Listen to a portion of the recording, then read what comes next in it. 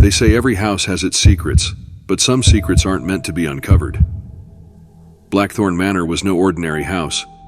For over a century, its darkened halls have swallowed those who dared to enter, leaving behind nothing but whispers of their fate. Locals avoid the hill where it stands, shrouded in fog and shadow, a silent monument to the unknown. But legends are just stories, right? They're meant to scare us, to keep us away from places we don't understand. That's what Claire thought too, until she stepped inside. What she found wasn't just a house. It was something alive, something waiting. And now it's waiting for you. Would you open the door? The dense fog swallowed the rural road as Claire pressed her foot gently on the brake. Her GPS had long given up on her location, leaving her in a sea of thick gray mist. The only guiding beacon was the silhouette of an old manor, its dark, jagged edges clawing against the horizon like a beast. The manor was rumored to be cursed. Locals whispered about people vanishing without a trace after entering. Claire, a skeptical journalist with a penchant for exposing myths, found it irresistible. She pulled up the gravel driveway, her tires crunching like brittle bones. Her flashlight flickered as she stepped out, the beam cutting through the mist to reveal the grandeur of the dilapidated mansion. Gargoyles loomed over the entrance, their stone faces eroded into grotesque grins. Inside, the air was stale, heavy with the scent of damp wood and decay. Her flashlight danced over the peeling wallpaper and cobwebbed chandeliers. The quiet was unnerving, broken only by her own footsteps echoing down the grand hall. She found herself drawn to a room at the end of the corridor. The door creaked open to reveal a gallery of portraits. Each painting depicted a figure with unsettlingly lifelike eyes that seemed to follow her movements. At the far end of the room, a full-length mirror stood, framed in tarnished gold. The reflective surface was cloudy, but she swore she saw movement within. Claire approached cautiously, reaching out to wipe the glass. The moment her hand touched the surface, the room darkened, and a cold, otherworldly whisper curled around her ears. "You shouldn't have come." The mirror swallowed her. One moment she was in the gallery, and the next she stood in an identical room, but the air here crackled with static energy. The portraits were warped, their subjects' faces grotesque and twisted. The whispers grew louder, blending into an incomprehensible cacophony. Her reflection in the mirror was gone. Instead, the surface showed her standing in the room she had just left. But she wasn't alone. Her reflection held the hand of a child, a pale girl with hollow eyes who stared directly at her. Claire turned abruptly, but no one was there. A hand clutched her shoulder. The child appeared before her, seemingly materializing out of thin air. "You can't stay," the girl said in a hollow voice. "It's waking up." "Who? What's waking up?" Claire asked, heart pounding. The girl pointed toward the mirror. "It feeds on people who come here. It takes your place in the real world." Claire's mind raced. Her reflection, her other self, was now roaming free in her world, and if the child was to be believed, it was no longer human. "Help me get out," Claire pleaded. The girl tilted her head, her hollow eyes glimmering. "It's too late for me, but maybe not for you." A deafening roar erupted, shaking the entire house. The mirror cracked, its shards rippling like water.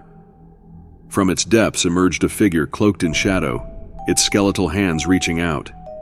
The child screamed, "Run!" Claire bolted, the air behind her thickening as if the darkness itself pursued her.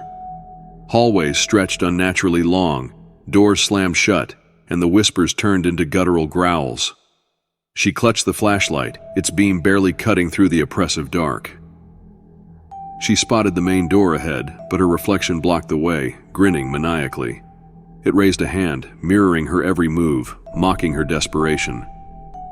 In a moment of clarity, Claire remembered the child's warning. The creature could only exist if it had her place. She turned and faced the mirror, smashing it with the flashlight. The shards scattered like falling stars. The shadow let out an ear-piercing shriek, dissolving into nothingness. Claire collapsed to the ground, panting. But something was wrong. The world around her felt off. Colors were muted, and the air carried a strange hum. She rushed outside, only to find the fog had thickened.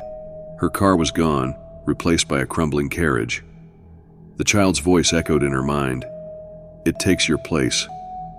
Claire looked down at her hands. They were translucent. Inside the manor, her reflection grinned from an unbroken mirror, stepping back into the world Claire could no longer reach. The fog around Blackthorn Manor thickened, curling like icy fingers around the crumbling gates. Inside, the house stood deathly silent, its halls echoing with faint whispers that seemed to come from the walls themselves. In one of the upper windows, a figure appeared, a woman with a translucent spectral form, her face frozen in a mix of terror and resignation. It was Claire, trapped on the wrong side of reality, watching helplessly as the house lured its next victim. Far below, headlights cut through the mist as a car approached the manor, its driver oblivious to the horrors awaiting within. The cycle would begin again. Blackthorn was always hungry. The manor stood silent once more, its secrets intact. Claire, now a trapped spirit, joined the child in the cursed gallery, watching as another car approached through the fog. The cycle had begun again. The story of the black-eyed children, an urban legend that seeped into reality with chilling, first-hand accounts, begins in the late 1990s. This tale of strange, seemingly supernatural children with pitch-black eyes has captivated and horrified many, often leaving its witnesses with lingering dread and fear.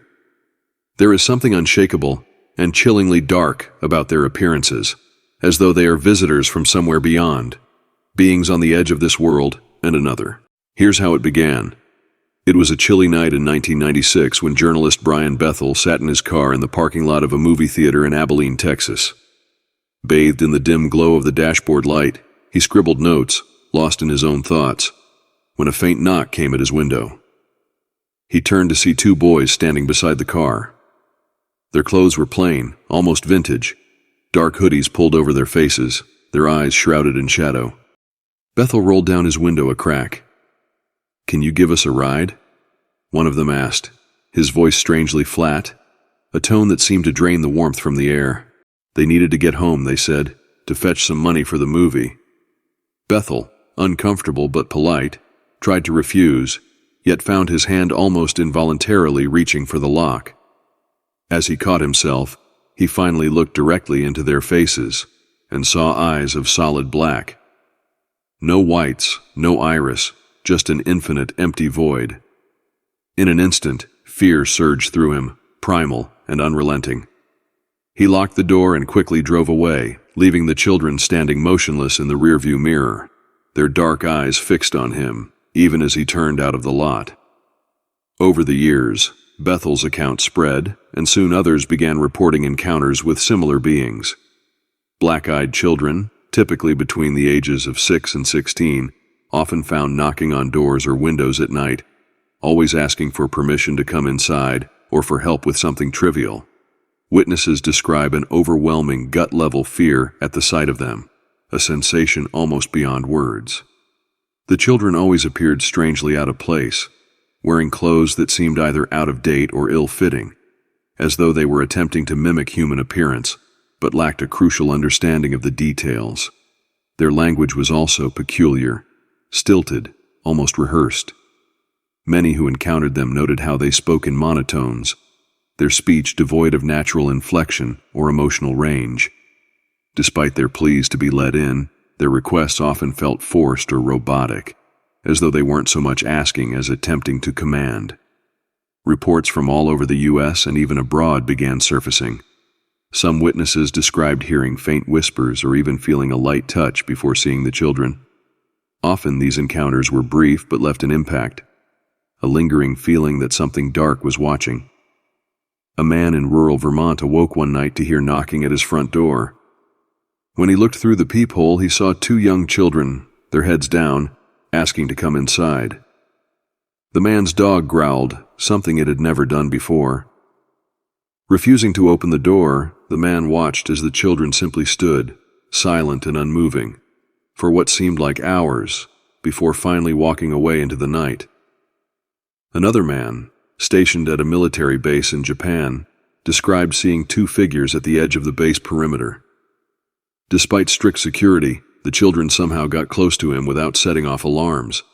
The children asked for a place to stay, but he too felt an unshakable terror and left quickly. Later, he said he couldn't recall their faces, only their piercing black eyes that seemed to follow him long after he'd returned to his quarters. Common threads link each story. The children often appear at night, dressed oddly, always with those deep black eyes and an unwavering persistence to be let inside. Witnesses describe their presence as cold and unnatural, leaving the air heavy and still, with a sharp sense of dread. In some cases, the children seem to know details about the witnesses, calling them by name or mentioning things they couldn't have possibly known. Speculation about the black-eyed children ranges from supernatural theories, suggesting they're demonic entities, or even alien-human hybrids, to psychological explanations, proposing that they're some kind of hallucination or shared delusion. Others believe they may be lost souls, trapped between worlds, or entities attempting to mimic human behavior, failing just enough to evoke primal fear. Some have claimed that letting these children in results in strange happenings afterward, an onset of bad luck, illness, or encounters with additional paranormal phenomena. Few claim to have allowed them inside, but those who do report unsettling feelings or a sense of inexplicable dread lingering in their home. To this day, no one knows precisely who or what the black-eyed children are. Their encounters leave more questions than answers, lingering like shadows in the minds of those who've seen them. Why do they always ask to be let in? What happens if someone fully allows them entry? These encounters remain, seeding an urban legend with a core of reality, as though they are beings not meant to exist in our world, but capable of slipping through just long enough to be seen. The chilling truth lies in the fact that many of the people who encounter them are often unrelated, in different places, yet experience the same paralyzing fear. These children, or whatever they are, seem to be watching, waiting for their next appearance, lurking at the edges of human awareness, slipping back into the shadows just as quickly as they appear. It was one of those cold October evenings when the darkness seemed to wrap the world in a thick, damp shroud. The wind was still, yet there was a chill in the air that went beyond the temperature. This wasn't a chill that bit at your skin. It was the kind that wormed its way into your chest, that prickled the hairs on the back of your neck. A feeling of something lurking just beyond the edge of the visible. Sarah was alone in her small countryside home, nestled between thick clusters of pine trees. Her friends had left just hours earlier, and she was enjoying the quiet, replaying the laughter and warmth of their visit. She'd even kept the lights on, a habit from nights when she needed a little brightness to fill the silence. Tonight, though, the light didn't feel comforting. At around midnight, just as Sarah was about to turn off the lights and call it a night, she heard it, a faint but distinct knock on her door. So soft it was almost polite, yet insistent. She froze, her heart hammering.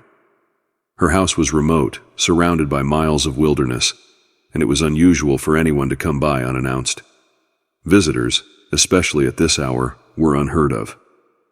The knock came again, firmer this time, still controlled, but strangely urgent.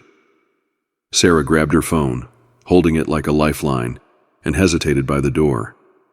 She peered through the peephole, expecting perhaps an animal, or even a stray hunter, but the view was empty. Confused, she lingered, her breath fogging the glass. Then she heard it, a soft, almost childlike voice. "Please let us in." Her heart stopped. It was a young voice, sounding weak and tired, but there was something off about it, something that immediately raised her defenses. She took a deep breath, feeling both the absurdity of fearing a child's voice and the bone-deep instinct warning her against opening that door.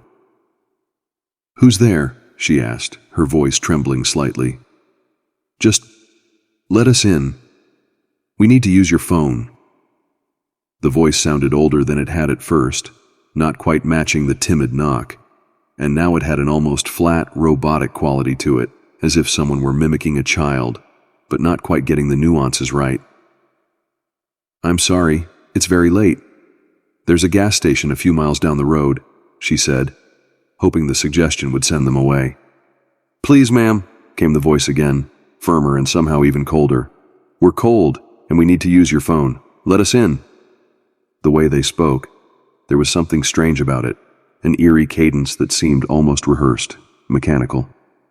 Her pulse raced, and despite herself, she felt compelled to answer, felt the strange urge to reach for the doorknob.